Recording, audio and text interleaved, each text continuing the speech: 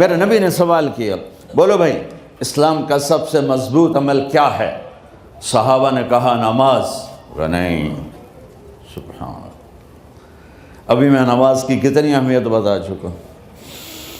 انہوں نے عرض کیا جہاد، آپ نے فرمایا نہیں۔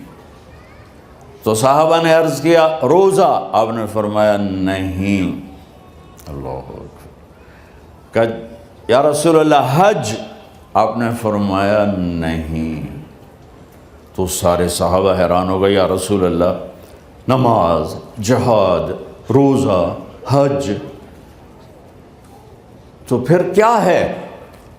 اب سننا سارے بہن بھائی، مستورات، بچے بچیاں، آپ نے فرمایا اسلام کا سب سے مضبوط اور بڑا عمل ہے آپس میں اللہ کے لیے محبت کرنا۔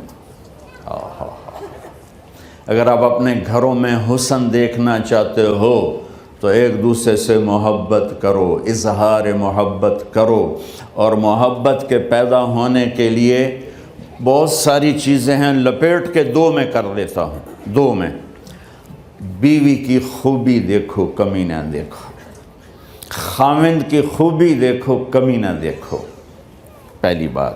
دوسری بات، اس زبان سے زہر نہ اگلو محبت کے پھول، اس زبان سے کڑوے جملے نہ ہوں، طنز نہ ہو، ٹونٹنگ نہ ہو، بےعزت نہ کرو، انسلٹ نہ کرو، تو آپ کے دل جڑ جائیں گے۔ یاد رکھو شکلوں سے زندگی آباد نہیں ہوتی، زندگی اخلاق سے آباد ہوتی۔